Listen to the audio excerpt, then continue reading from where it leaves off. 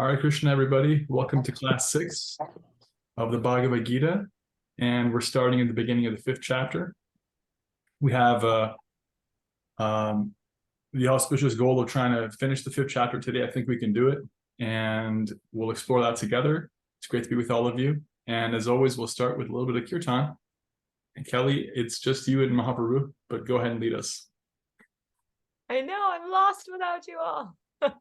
Okay, Haribol.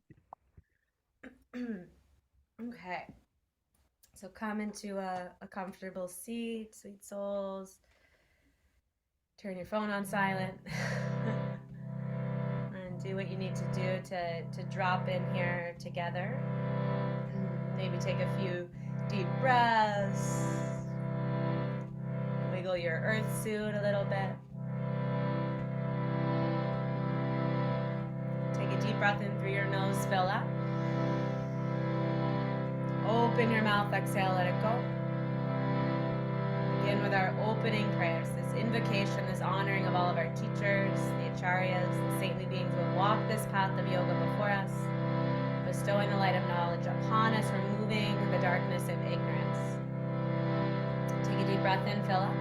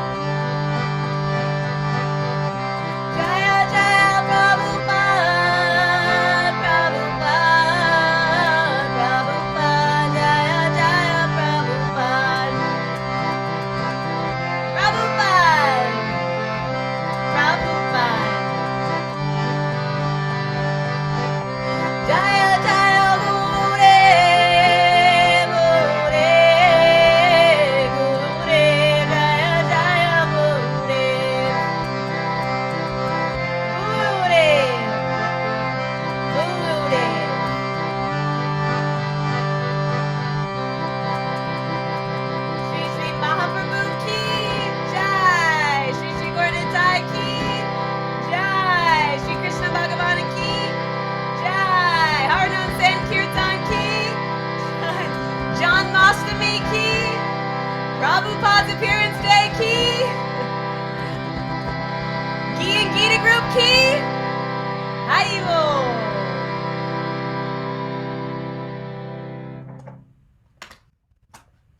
Haribo. Hare Krishna. Thought I'd have you mention John Mastami and Prabhupada's appearance day. Yes. Jai, Hare Krishna, everybody. So tomorrow is actually the appearance day of Krishna. It's called Janmashtami. And I'm wearing a Janmashtami t-shirt. I got when I was a monk. And it depends on where you are in the world. The calendar is a little bit, depends because it's an astrological thing, astronomical consideration. But usually Prabhupada's appearance day is his birthday is the next day.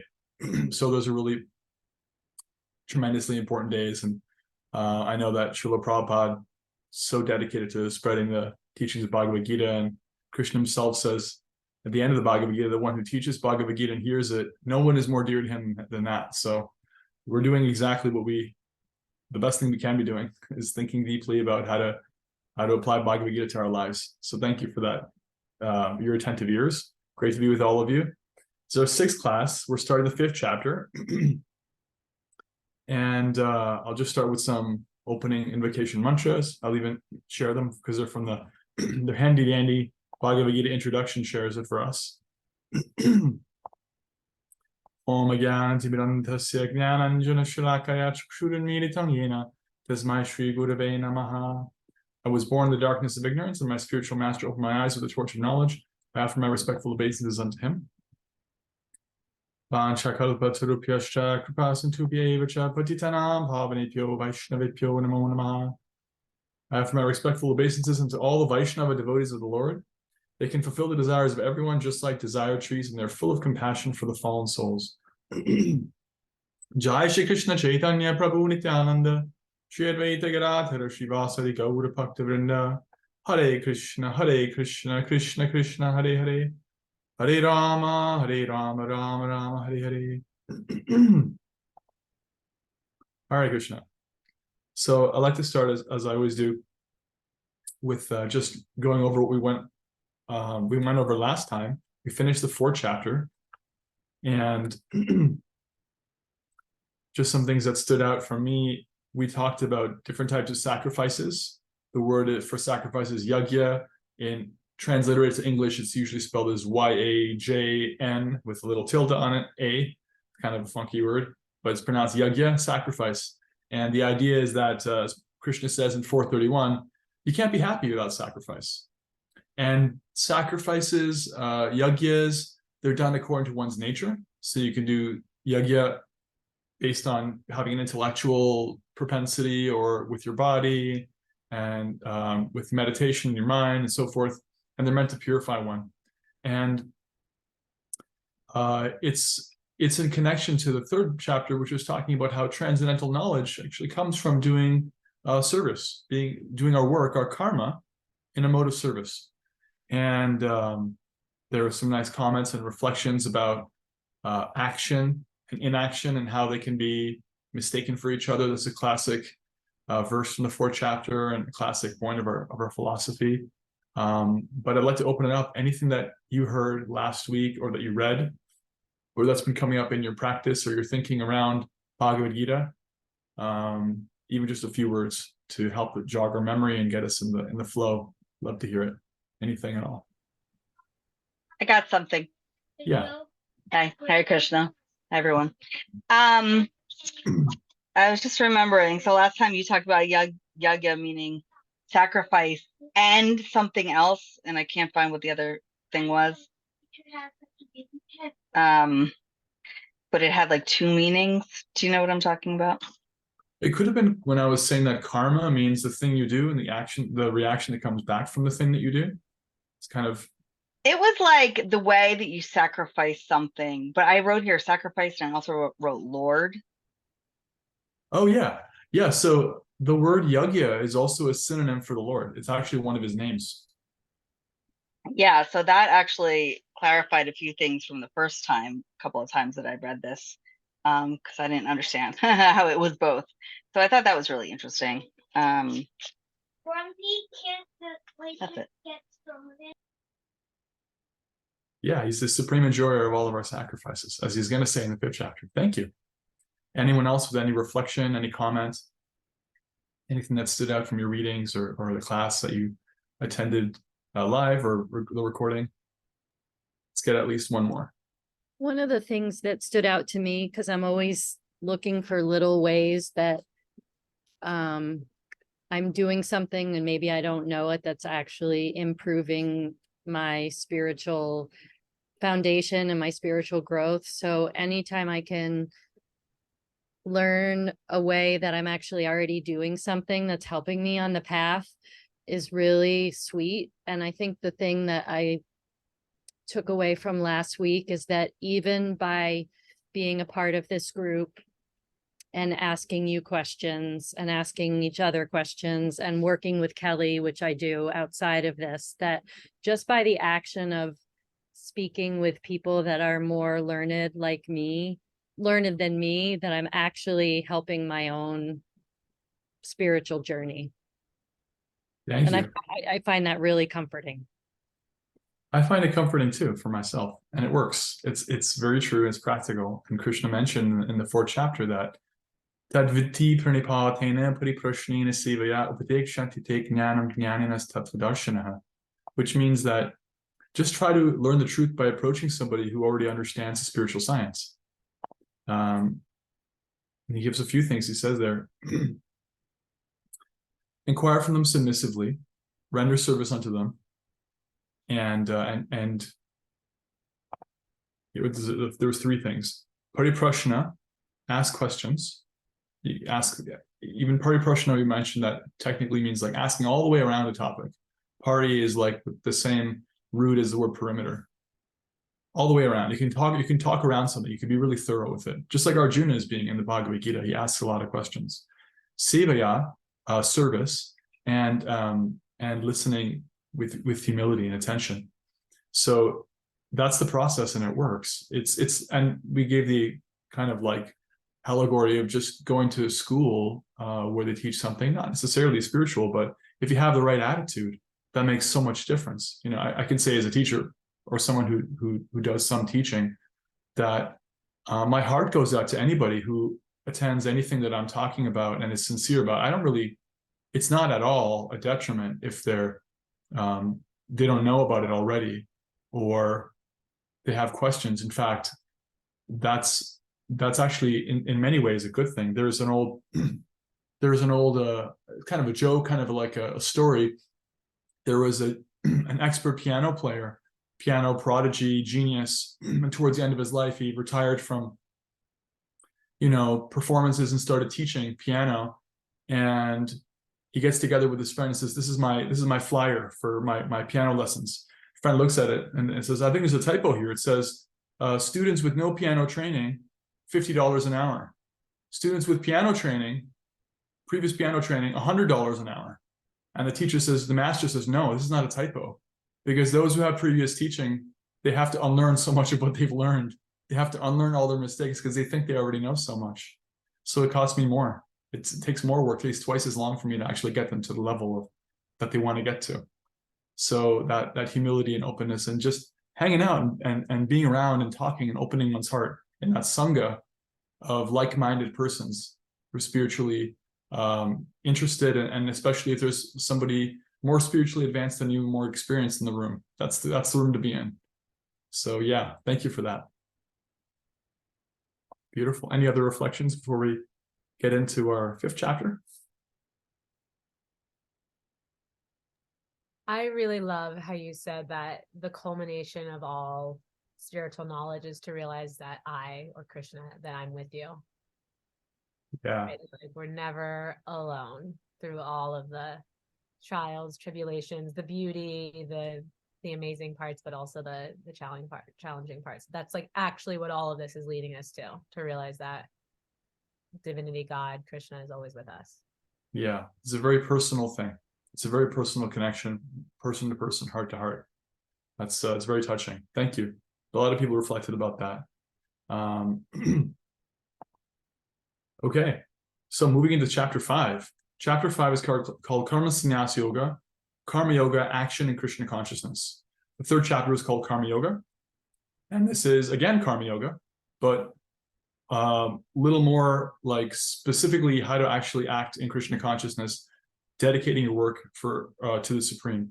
And on the topic of, asking questions, the very beginning of the chapter, Arjuna asks another question. In fact, he doesn't even ask another question. He asks the same question he already asked. Because it's like that sometimes. I know you can relate. I can relate to this. So verse 1, Arjuna vacha, Sanyasam karmanam Krishna punaryogam chashamsasi yatchaya etayor ekam tanme bruhi sunishchitam. Arjuna said, "Oh Krishna, first of all, you ask me to renounce work, and then again you recommend work with devotion. Now will you kindly tell me definitely which of the two is more beneficial?" Again, the same kind of concern you had at the beginning of the third chapter. The third chapter, Krishna says that you have to act. You can't not act and act in service. The fourth chapter stressed transcendental knowledge and how transcendental knowledge is the result of yajna, of doing things in service. But along the way, in hearing that fourth chapter, Arjuna becomes apparently confused. He starts to think that there's a division, a difference between, okay, either I act in devotion, or I'm renounced and I get transcendental knowledge. Which one is better, right? It seems that they're at odds with each other. So he asks the question. Now you could say, like, if you're in Arjuna's shoes, you could feel shy, like, Krishna, could I ask the same question again? And Krishna has no problem with it. In fact, he gives them a whole chapter of amazing verses. It's one of my favorite chapters, just on the same topic. So the second verse, right away, he says, Shri Bhagavan Vacha, Sanyasa Karma Yogascha Nishreyasa Karavupao Tayostu Karma Sanyasat Karma Yogo Vishishrite. They're both good, but of the two, devotional service is better than just renouncing. And he elaborates on why. What does that mean? So he says that if you're acting in the world, but you're not attached to or averse to the fruits of your actions, the results, if you're not attached to the results for yourself and you're not averse to them, then you're already at the level of being free from the reactions to it. And so you can act and still be detached. And the fourth verse, he says, only ignorant people say that these two things are separate. But if you dedicate yourself to one, you get the results of both. The idea is that either through living in a detached way in the world and just observing, you can get transcendental knowledge, or by acting in the world, by acting in service, acting in dedication, you can get transcendental knowledge. But he says, very interestingly for us, the sixth verse, he answers Arjuna's question directly. Sannyasas tu mahabaho dukkam aptam ayogataha yoga yukto manid brahma nachirenati kachati. He says, merely renouncing all your activities, but not engaging in devotional service can't make you happy. But a thoughtful person engaged in devotional service can achieve the Supreme without delay. This is the point, is that when it comes to the two paths of not being engaged in the world but being engaged in service, technically they can both work, but you can't be happy not being engaged for reasons we've already discussed, because we have a nature, because we have to act, because it's completely impractical not to do, especially in this age, to do nothing at all and just observe and just be like a renunciate, like a completely separate person from all of the world. You can't be happy with that. And Krishna says, but you can be happy doing, it's natural and joyful to actually act in service. So he spends the rest of the chapter talking about this principle again. Karma yoga, action to connect, specifically acting in service to the Supreme, clarifies this, not just acting out of a sense of duty and have that be service in a general way, but specifically service to the Supreme and how that looks and what it means. So he talks about, in the 8th and 9th verses, he talks about one of the results of this kind of activity, that you can be completely engaged with all your senses in the world, But if it's in service, your experience of that activity is different. How is it different? He says in the 8th and 9th verses, a person in the divine consciousness, although engaged in seeing, hearing, touching, smelling, eating, moving about, sleeping, breathing, etc., always knows within themselves that they do nothing at all. Because while doing all these things, he says, they always know that only the material senses are engaged with their objects and they are aloof from them. When one is engaged in service, one's heart becomes purified, one's consciousness becomes purified. It's not that they stop acting, they keep acting in service, but one's experience of that service is that they're seeing themselves in a body, the senses are doing their thing, and they're interacting with the objects of the senses, and they realize themselves as a unit of consciousness. And this is one of the symptoms of advancement. You start to feel and experience the difference between you and your body. That I'm living in a body, I'm living in a world. My body has senses, the world has sense objects. My mind is churning through all my past experiences, possible future experiences, and all that, but I'm separate from that. It's a symptom of advancement. Yeah, Kelly has a comment question. For clarification, can you, and you may be getting this, but can you describe in like a modern sense what it means to do actions in service? Like what that actually looks like, to Sure. some tangible examples for us? Yeah.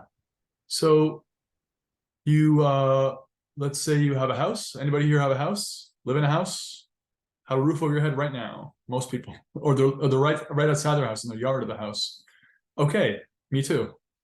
And so the house requires upkeep. Just like Krishna says in the 3rd chapter, you can't maintain your body without work. You can't maintain a house without work either, right?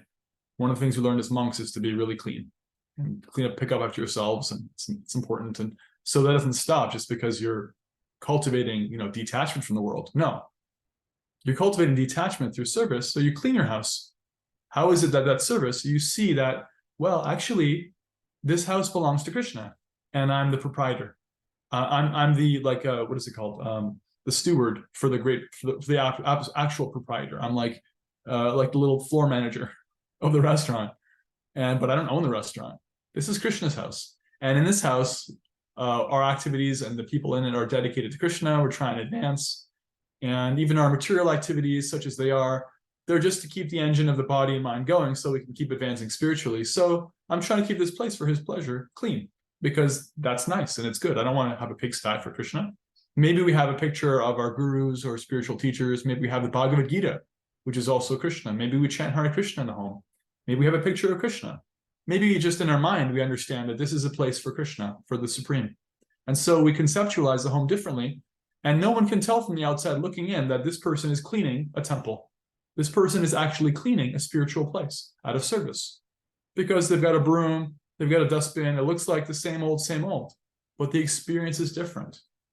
And by doing it in that way, by doing all the activities of our life in that way, we advance. Does that make sense? One example. Yeah. 10th verse, Krishna says, just like a lotus leaf can sit in the water but not really touch it, one who does their duty without attachment and gives the results to the Supreme, they're unaffected by any sinful reaction, any consequences, any karma, because they're doing service. It's like Srila Prabhupada gives the example of somebody who's a bank teller. A bank teller can count billions and billions of dollars, either by hand, or no one does that anymore. It's all on computer, but they go through all that, but they don't keep anything for themselves. If they keep even a penny of it, they lose their job. They go to jail. But, the gain and loss that's there doesn't affect them, because it's not theirs to enjoy. But they do their duty to do it mindfully, dealing with all the paraphernalia of their job. Now, for us, the paraphernalia may be a dustbin and a broom. It may be for Arjuna, a bow and arrow. It may be a laptop and in your laptop camera talking about Bhagavad Gita. The paraphernalia is different, but the service mentality is the same. And so we don't receive reactions from acting in that way. Just like a lotus can sit in the water but doesn't really touch it. You can take a look at a picture of lotus flowers. They have their beautiful quality of like resting on top of it, and their stem goes down to the mud, and they're kind of like aloof and transcendental. Krishna gives this example. He says that the yogis, abandoning attachment, act with their body, their mind, the intelligence, and even all their senses. Why? Only for the purpose of purification. Only for the purpose of purification. And that when you act in that way, out of service, giving the results of your activity up, then you're not entangled with the results yourself. But if you're greedy for that result yourself, you want it, then you become entangled in it. And then he says, when you live that way in the body, you can reside happily in this material body. Verse 13.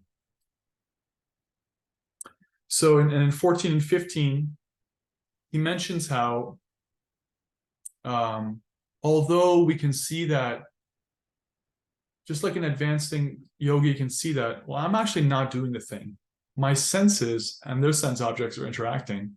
I'm just the willing agent. I'm willing to, I'm putting the will to, like, say, raise my hand and make a point of what I'm saying by using my finger. This is a mudra. This is the mudra that's used when you're trying to make a point. You can see it in debates, like when someone says, wait a minute, you can see I'm doing this willingly, but actually I'm not doing it.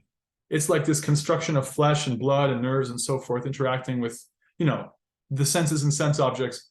So Krishna says, although the yogi is not actually doing things, they don't avoid taking responsibility for their activities. They don't blame the Supreme Lord, he says in verse 15. They don't blame the Supreme Lord for any results that come to them. They don't blame their environment. Although all the physical things that are happening by the modes of nature. Like I'm actually just this unit of consciousness animating this body, but still I take responsibility for my choices. This is a fundamental attribute of a responsible human, and certainly of an advancing spiritualist, that I may not have full power to make the best choice at any moment, but whatever choice I make, it's mine, and the consequences come back to me. And I don't blame my parents or the government or the world. I try to do the best I can, and that's responsible attitude for advancement. And does that make sense? It's like nobody can actually advance in anything without that attitude. And Krishna says specifically, I don't take responsibility about himself. I don't take responsibility for anyone else's choices and for the results that come from their choices. He facilitates them. He gives the results, but the choice itself comes from them. And that's necessary because as Kelly and others have pointed out, we're trying to come to a point of recognizing that he's always with us and choosing him. And there can't be love, there can't be relationship, there can't be connection, there can't be recognition, there can't be yoga, ultimately, without choice. So that means that at the end of the day, again, as I keep saying in this series of classes, my choices matter. My choices matter. It's a very empowering statement of Krishna's. I'll facilitate you, but I'm not going to take responsibility for your good and bad choices. It's up to you. Yes, we have another comment question. Go ahead. Okay. Okay, sorry. So that's our free will, the power to make choice, right? To make choices. That's the yes. That is a free will. Real entity. Yeah. Okay. Now continuing, Krishna starts to talk about the attitude of somebody who's advancing in karma yoga service to him. One of the benefits they get is described in verse 18, another famous verse, another classic. I'll share it with you. Vidyavanay sampanne brahmane gabe hastini shuni chaiva shrupa kecha parnita samadarshanaha. The humble sages, by virtue of true knowledge, see with equal vision a learned and gentle brahmana. Brahmana is like a spiritually advanced person, a cow, an elephant, a dog, and a dog eater. Your dog eater refers to somebody who lives hand to mouth and just doesn't really obey the rules of dharma, kind of a lower class person. The point is, when somebody's advancing, And they're recognizing that they're different from their environment, they're not their body, they're spiritual, and their actions are in service. One of the wonderful benefits that comes is that they get equal-mindedness. They get equal-mindedness for all living beings, human, non-human. And within human, they can see, okay, this person's making this choice, this person's making a different choice, a better choice or a worse choice. But regardless of their choices and the things that come back, they're still on the same level. They have love and appreciation for everybody. They're equal-minded. This is another really practical, really easy to understand, non-sectarian thing that we can see in every tradition. Somebody who's spiritually advanced cares about everybody. They're free from all the isms. They're free from sectarianism or racism or thisism or thatism. What to speak of that? They're actually able to see human and non-human living entities equally. They're very equipoised and steady. And I'll add, being around them is actually very sweet experience, because one feels cared for, one feels seen and respected, regardless of one's situation. And chapter continues. Krishna now talks about the nature of joy and internal joy versus external pleasure. And he mentions in the 20th verse that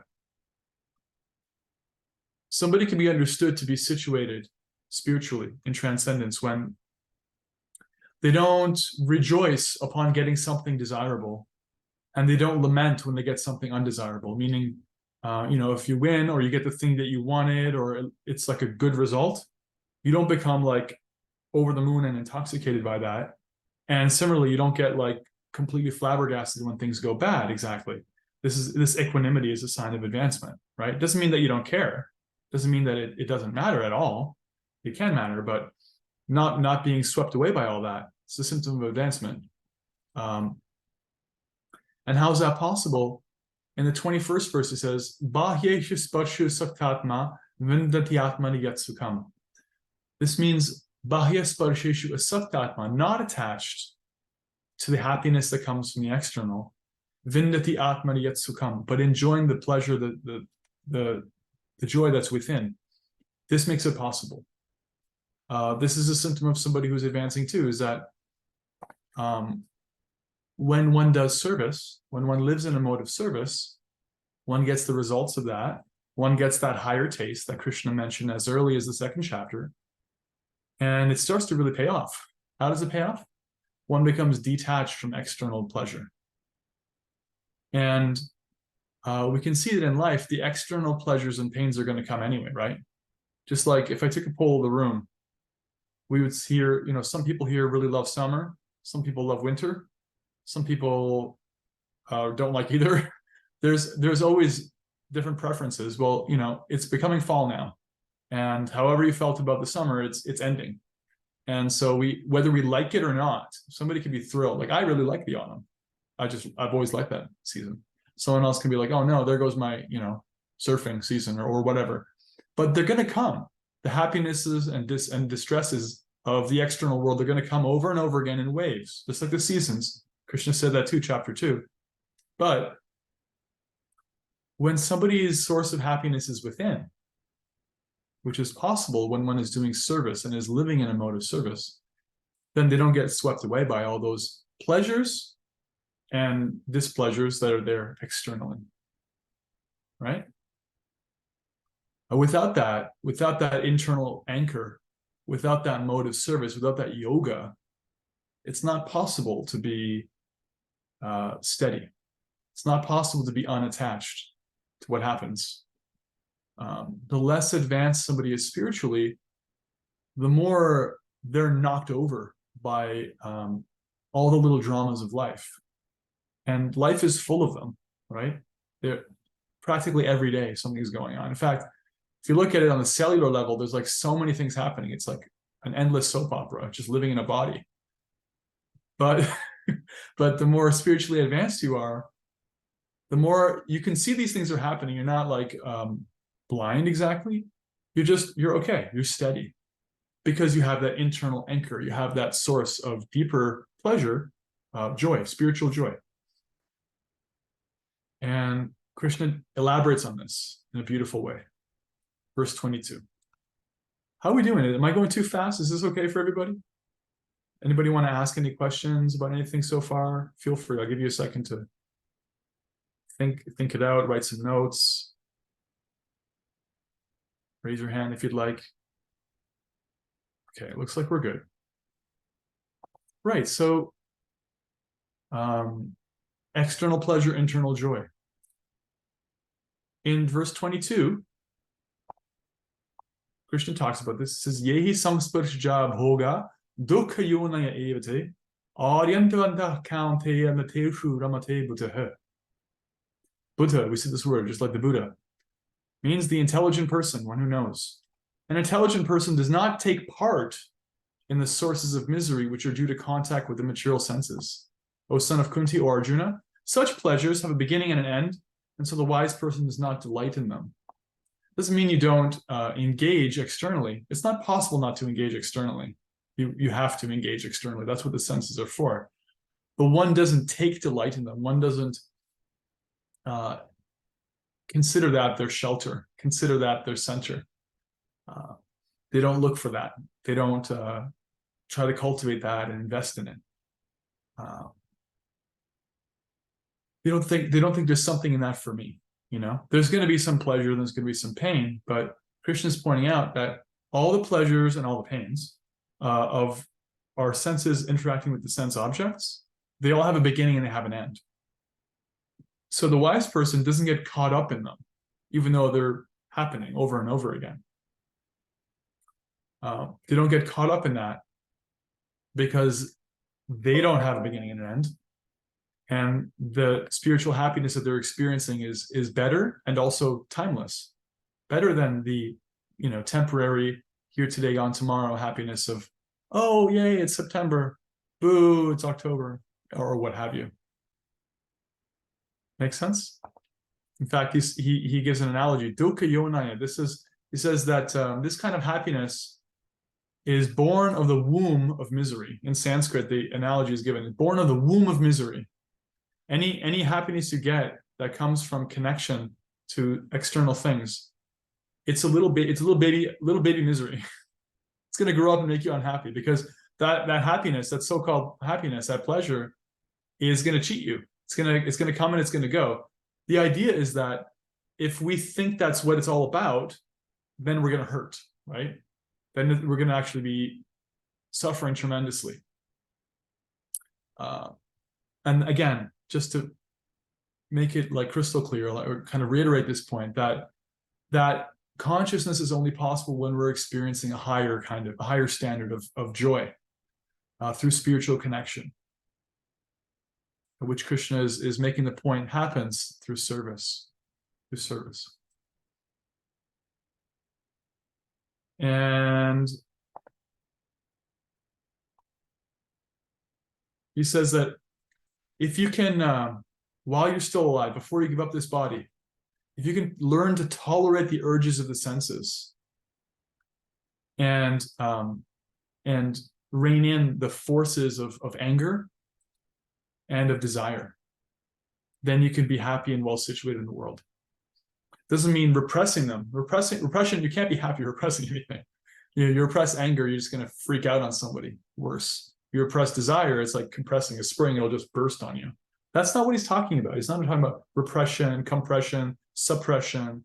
He's saying that one who's actually able to say no because they have something higher, gave the example last week, I think, that if I packed my own lunch of my favorite things, I can say no to the flight attendant, easy. If I didn't, and I'm hungry, good luck. Can't do it. Ultimately, if it's a long enough flight, I'm going to cave.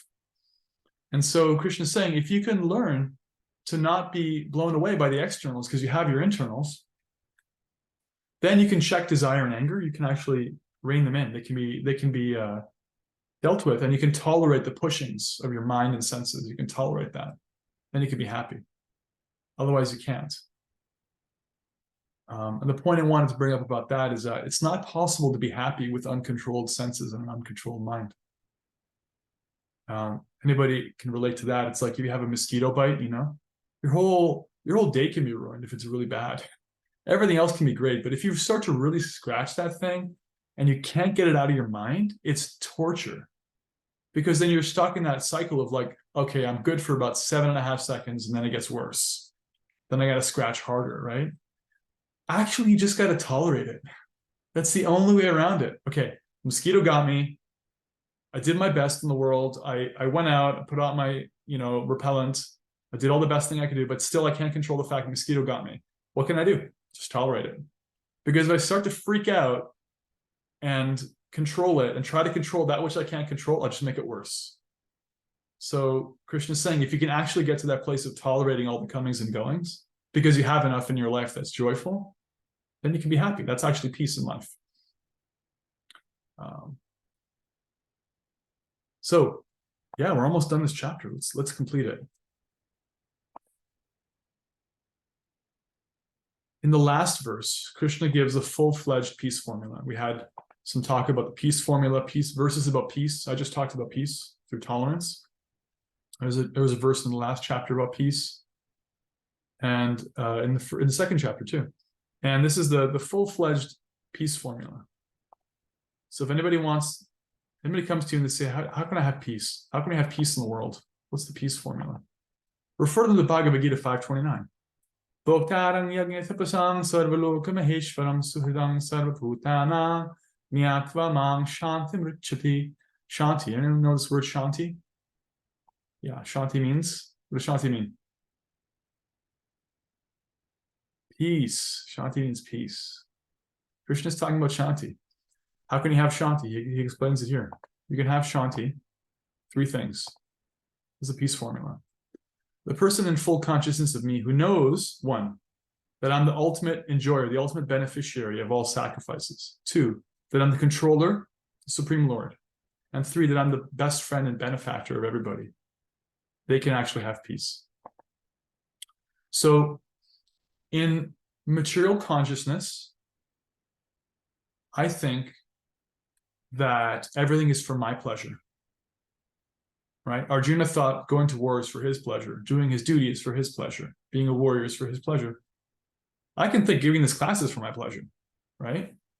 Anything. That's material consciousness. It's for me. What have you done for me lately? Everything's for me. And I also think I'm the controller. I'm in charge. I push the things, I make it happen, right? That's material consciousness. And if you're a little bit pious, a little bit kind, a little bit elevated, you start to think, yeah, I'm actually everyone's best friend. I know what's good for people. I know how to help. I'm actually the source of care and love and respect for others. It's all about me again. Just a little more polished, a little less animalistic. Like if I just think I'm the enjoyer, I can, steal, eat people's food or whatever. But if I'm just like still selfish, but I'm in this level of thinking I'm everyone's best friend, my whole life can be just charity. But still, it's because I think it makes me a good person. Look at me, right? But actually, there is an enjoyer. Yajna, the enjoyer of all yajnas, the enjoyer of all sacrifices, that for whom we do everything. That who is the actual enjoyer is Krishna. Who's the actual in charge? Who's the actual authority? Who actually, I can't even understand what my digestive tract is doing right now with my dinner. What to speak of make it happen. But I guarantee you it's doing some magical things, right? I'm not in control. And anybody who's a little experienced in life realizes I'm not in charge. There's somebody in charge maybe, but it's not me. And so that supreme person who's in charge, that's Krishna, supreme controller, and the best friend, the one who's with us always, the one who's in the heart of everybody, that's also Krishna. This word suhrit, suhridam sarvabhutanam, which means the best friend of everyone. Suhrit, look at the word hrit. What does that remind you of? HRT. Does it look like an English word to you? Almost? HRT. Heart? Heart. That's where the word heart comes from. Hrit means heart in Sanskrit. Hrit means heart. Su is an amplifier, goes before words to mean very much, a lot, the best. Suhrit means like the dearmost, the best friend. Krishna is saying, I'm the best friend of everybody. You can be a friend. You can be a friend to others. You can give in charity. You can be of service. I'm the best friend. I'm actually the one that gives all the knowledge that helps. I'm the one who gives the solace, the comfort. He's saying about himself, he's the best friend. If somebody knows that, they can be peaceful. They won't seek a best friend somewhere else. Because Krishna won't let you down in it. It doesn't mean we don't have other friends. We do. Doesn't mean we have no capacity to control or we don't enjoy it. We do. Actually, I've enjoyed more in the last decade and a half practicing bhakti than I did in the 30 years before that. I promise you, just on my own, accounts. But he's actually the best of all these things. And one who knows that, they live their life according to that, they can actually be peaceful. They're not trying to be in control of things that they're not in control of. They're not trying to pretend that they're enjoying supremely. They're receiving pleasure. They're receiving joy as a gift for their service. They're not trying to be inventing how to be the best friend of everybody and say, oh, it was my idea. I patented it. I wrote the book on that. I got the patent on it. I wrote the thesis. I have the best idea. I made the money. It's like, no. And we can see this too in spiritually minded, like humble, honest artists, musicians, healers, people who serve, that when they do something beautiful, they say, actually, it came through me. The muse inspired me when I wrote this book, Homer's Odyssey. He starts it by praying to the muse, demigoddess of learning, the Greeks honored and worshipped, because he recognized that whatever I'm doing, and Homer memorized like thousands of verses and recited them in a way that will be astonishing even today. Whatever I'm doing is an empowered activity. Whatever I'm doing is coming through me from higher power, and so I give thanks and gratitude to that, and I pass up the praise that I get upwards, and that's where you can be peaceful. If otherwise, it's like if you think you're such a big shot, that's itself not a peaceful situation, and as soon as you fall on your nose and things don't work out so well, and you got to own that result yourself too, then you're definitely experiencing a lack of peace. So these are just some ways in which we can see that applying these principles in our life creates peace, that Krishna is the enjoyer, supreme enjoyer, not me. If I try to craft my life around being comfortable myself, that doesn't make me happy. If I try to be in control of everything myself, that's miserable. That's like so much stress, right? Circle of influence, circle of concern. My circle of influence is this big, but I make my circle of concern everything. How can I be happy, right? If I try to make it as if I have the capacity to deal with all those things, I put it all on my shoulders. It's torture. And if I try to say that I know what's best, everything I do is the best for everybody, including myself, if I don't receive that wisdom that's coming down, if I don't have the access, the receptivity to hear and receive from that best friend in the heart, that best heartfelt companion, I can't really be happy and I can't really be peaceful. So that's it. That's the chapter. Chapter 5, Bhagavad Gita ki jai. And we have a few minutes to reflect, talk about the chapter, talk about things I said, ask questions, express doubts, give examples. Let's get at least 3 reflections, comments, and questions.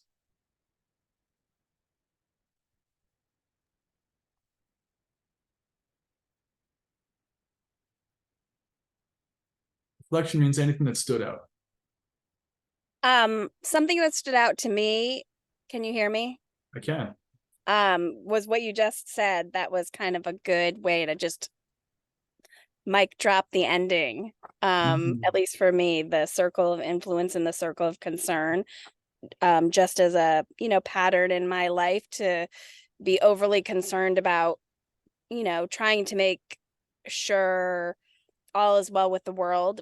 A lot of the world being other people's worlds and things that impact them, and just really kind of having that visual of your circle of influence or your circle of concern being kind of equal to each other rather than one being so much larger than the other in order to be more peaceful. I think that's really, really resonates with me, along with a lot of the other things in this chapter, but that one's really impactful. Definitely. Think globally, act locally kind of thing. Yeah. I know I experienced when I was a monk, I had the complete privilege and right to be not listening to the news. And whatever was a big enough world event that I heard about it, then I concerned myself with it. That was my threshold personally. Now, not everyone may be able to do that. And I don't actually exactly do that now myself anyway, either. However, the point is, because I'm not a monk anymore, I'm in the world more. But the point is, there's a beautiful way in which when we take as much responsibility as we can with what's actually in front of me, for myself and my choices, my service, my dependence, my, home/temple, my offering, my dharma, my work. And I really hone in on that. And I try to live according to the most righteous principles I can, make myself accountable to others, receive wisdom regularly. Then I don't need to tune into the 24-hour news cycle. I don't need to hear about all those things that are just the comings and goings. If it's big enough, I'll hear about it anyway, and I have full permission to not, like a couple hundred years ago, that didn't exist. 50 years ago, it didn't exist practically. We're only one person, one human being. And there's a way in which, I don't know if this is actually exactly where you're coming from, but I'm just going to kind of jump on your comment that there's a way in which we can bypass our own work and our own responsibility and the thing that's on my plate by worrying about other people. Yeah. I know I've done that. Definitely. Yeah.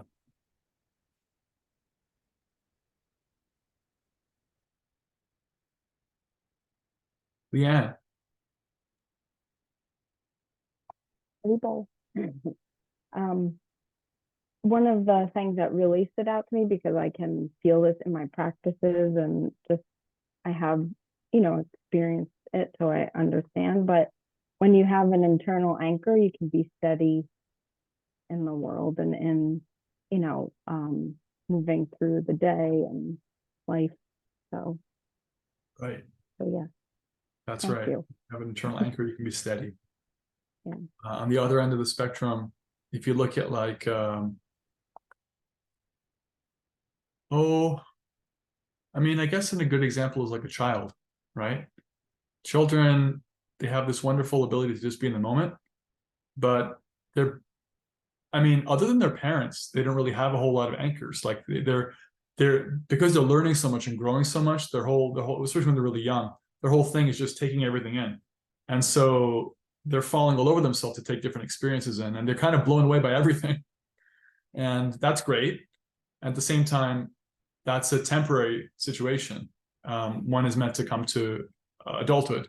And so spiritually speaking, that analogy means like, yeah, having that anchor, having like a resting point in the shifting of the world. And Krishna really makes it about the difference between external pleasure and internal joy. Because if we're about the externals, then we'll seek pleasure and avoid pain or distress or inconvenience, discomfort. And that's a trap. You can't be happy with that because it's always coming and going and it's temporary anyway. But if we're able to experience the internal joy of connection and a life of internally connecting through our external activities, then that's a win. That's a real winning situation. That's the anchor for us that he talks about. Thank you.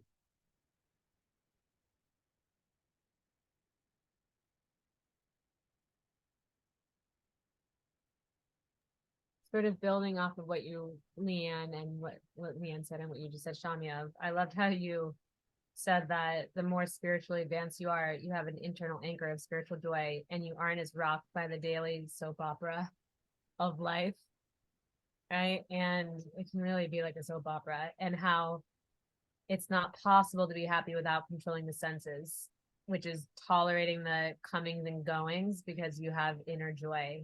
That is peace. Tolerating the comings and goings because you have inner joy. That is peace. Thank you. Appreciate that. Right. Thank you. Allison wants to comment. All right, Allison. Oh, yeah. A lot of what I was thinking is echoing what Shannon talked about. And that was a great example about circle of influence and concern. And I'm really finding I can apply a lot of these principles to acquaintances and friends. But my biggest struggle is letting go as a mother. And I don't know how you can offer words of wisdom, to just detach a little from those that are so biologically pieces of your heart. And I know Krishna had family, but I just think as a parent, maybe as a mom. And so if there's any insight or anything you could help with that. Sure. I can try. I've never been a mom or dad. I have been a child, and I had a good mother and I have a good father. And I will say that in my experience, and this is backed up by the cultural teachings of the Bhakti tradition, there is nobody who's more attached in the world in a dharmic and sustaining and loving way than a mother. It's actually a very special situation. Fathers too, but there's also something really special about the mom, that they experience this deep attachment. It takes a lot to go through what a mother goes through, and to give the love that children need in that way. So it's also asking a lot to, again, learn detachment, healthy detachment when the time for that comes. So give yourself permission to, understand that it's not easy. That's first of all. And I would say, with respect to whatever spiritual guidance I can offer, I'm also going to just defer to people with more experience being moms, and say, talk to people who have that experience, especially if they've integrated that into a spiritual practice, and hear from them. Because I can talk theory, but I've never been a parent. And so besides those couple of points, I would say there's a way in which when you put into effect your motherly duties, whatever they may be, in a mood of service to Krishna, in a mood of service to the Supreme, feeding, changing clothes, arranging things, going to the soccer games, doing all the things it requires, right? And thinking about how this is service to a part and parcel, a very dear part and parcel of Krishna, and a vulnerable one, right? Krishna trusts me so much. He's given me access to a vulnerable, another jiva equal to me, but in a vulnerable situation, and asked me to be the agent of love, known as a mom or a dad, right? Or whatever else. But especially we're talking about parents. So then when you do that, you put that into practice deliberately, then it becomes easier over time. Because then you're not just being a mom, which is already, as I said, amazing. Moms are actually amazing. I think they're magic. So much of the world is going on because of mom and dads doing some amazing work. But that's always been there. But what's actually really special is when you do anything in a mood of service, is that when you start to do that parenting in a mood of service, Krishna starts to step into your relationship with your child or children. He really does. He'll empower you to say the right things and show up in different ways. He'll also give you knowledge and detachment. This is talked about in the Srimad Bhagavatam, the sequel postgraduate study of the Bhagavad Gita, that by rendering service, you get knowledge and detachment. That these things come from rendering service. I've always, just to kind of bring it home for me, I'm not a parent, but my children have been my intellectual pursuits my whole life. I've always identified with my mind and my brain. I've always been identified as gifted kid, gifted student, smart guy, this, that, the other, intellectual, master student, this, that, whatever, right? That was my whole arc. And so for me, my false ego, my attachment came into my ideas. I'm right. My classes, my thesis, my perspective, right? And I can tell you, when I started to talk about and read about and engage my intellect in a mode of service around Krishna, around bhakti, he started showing up in my relationship with my intelligence and helped me become detached from, needing to be the man around that. He started giving me the knowledge to see that whatever I was doing was empowered anyway.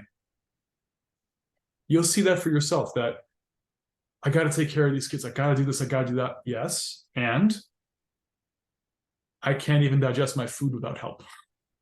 What to speak of take care of another living entity? It's empowered. It's actually an empowered activity. Krishna is flowing through you. And he'll also give you renunciation, separation, healthy separation from the intense attachment to it. Just like he did and is doing for me. The more I talk about it, the more I read about him, the less I think I'm smart. The more I realize, wow, Krishna is like a million steps ahead of me with this Bhagavad Gita. Wow. I mean, his ideas are amazing. And look how he talks about them. He's the best. And I try to follow that. I try to serve that. And I get, without like taking a blow to my self-esteem, I get like a healthy dose of humility and detachment. And I just do my service in a cleaner way. And it's much more peaceful. It works for me. It works for Arjuna, who thought he was the man on the battlefield.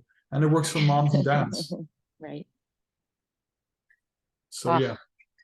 Hare Krishna, thank you. That was beautiful and perfect. Great. Oh, yeah. Great. We've gone for a little more than an hour. We can take more reflections. Aaron wrote Aaron something. says, yeah. Love how you said, quote, the spiritual experience is timeless. Nice. Yeah. Spiritual experience is timeless, as opposed to the temporary comings and goings, which have an expiration date on them. And sometimes it's like, we don't even want to look at that date. We don't want to pretend it can last forever. Right.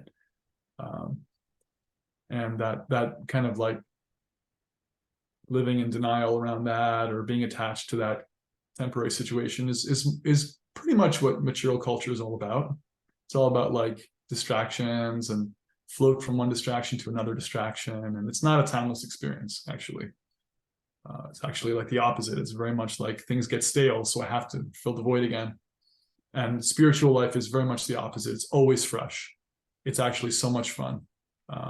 Been chanting Hare Krishna for 13 years now, and it just gets better. 14 years, it just gets better and better. Promise you that, right? Can't do that. We can't sit around. Prabhupada gave the example: if you sit around chanting Coca-Cola, Coca-Cola, you will not be satisfied. So it's a very fresh experience, and it's a timeless experience. And we're meant to get glimpses of timelessness in our practice by rising above the place, the world, the context of comings and goings, which we're used to, that we know about. That's been there, done that. All right. Anything else?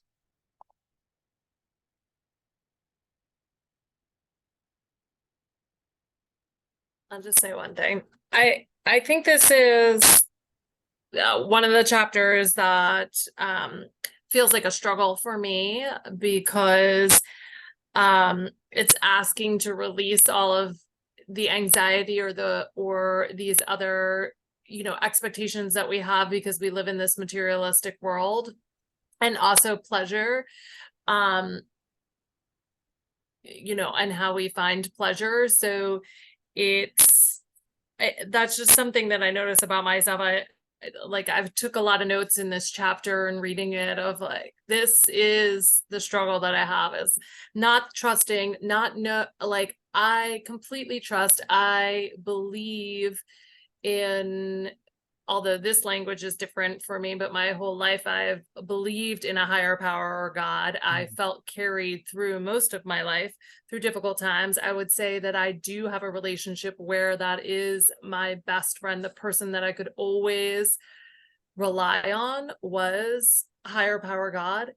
But then the struggle of being in this materialistic world and having anxiety sometimes, or fears, or wanting to dip into certain pleasures, and that sort of struggle I definitely feel that takeaway. Like if I drink alcohol, I feel the takeaway from God, from Krishna, if we're to speak of this, but for my higher self, higher power, I can feel that distance. So I choose not to engage in some of that. But that's where I would say this, this struggle in this chapter comes for me, is like the realization of how much I still struggle with those pieces of like, I have to actively tell myself like, why are you engaging in that fear? Or I think I said that earlier to Kelly. I was like, I don't know why I keep doing this. Like,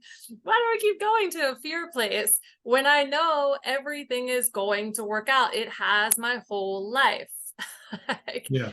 I trust it. But that's this chapter has really been I've reread it probably 10 times, and I'm still like, I still struggle here. Yeah, I hear that. And you're allowed to give yourself permission to just be there. That's okay. And it's a process. And one thing I'll say is that, it's one thing to know what's good for me and to be kind of like stuck in like trying to do what's good for me when I know it's good for me, but I'm not really ready to give it up yet, or I'm only so ready. We have a relationship with things that are not good for us. Maybe we're completely over it, but often we're like, it's a work in progress. That's one thing.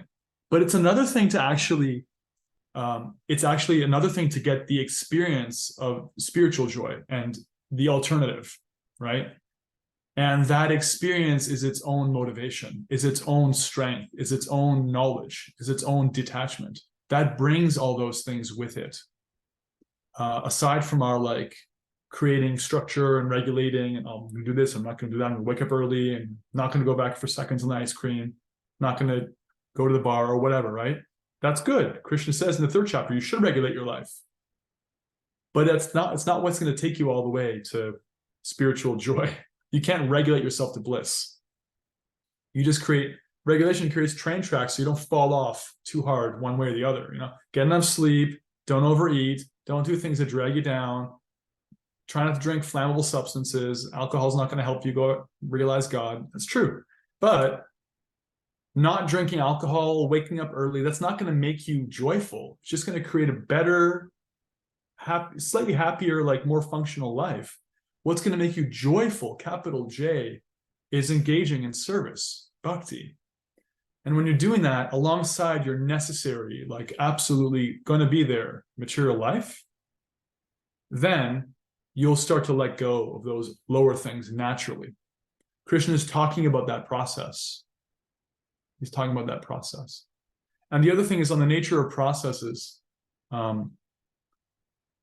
First you talked about like how you're in this place where you're like, I heard you say like, you're working on these things. I'm working on like, my relationship to these things that aren't good for me.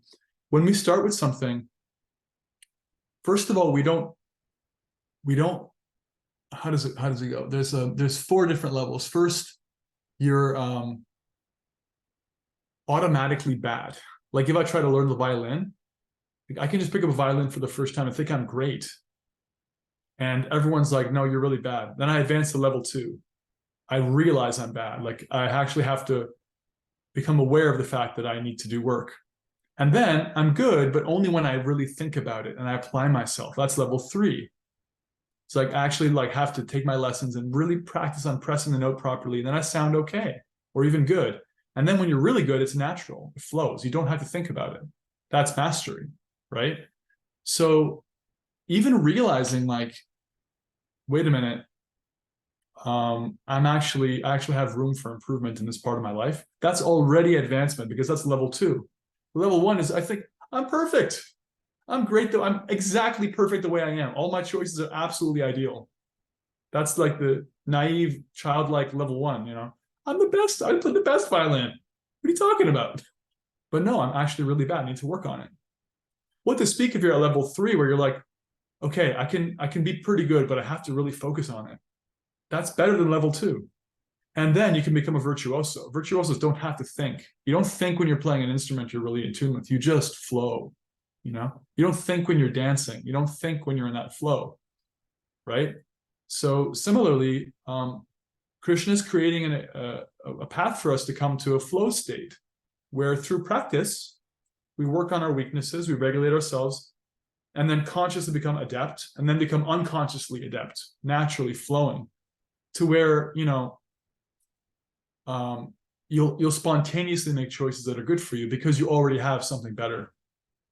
You don't have to think about whether the flight attendant has something good for you. You're like, no, I'm loaded up here. I have exactly what I need. So something to look forward to. Shamia, can I comment on Yeah. what you said in the beginning of class about how with the piano teacher and that, those that are beginners can only pay $50 an hour, and those that are, have been practicing for a while, they have to pay 100 because they have to unlearn so much.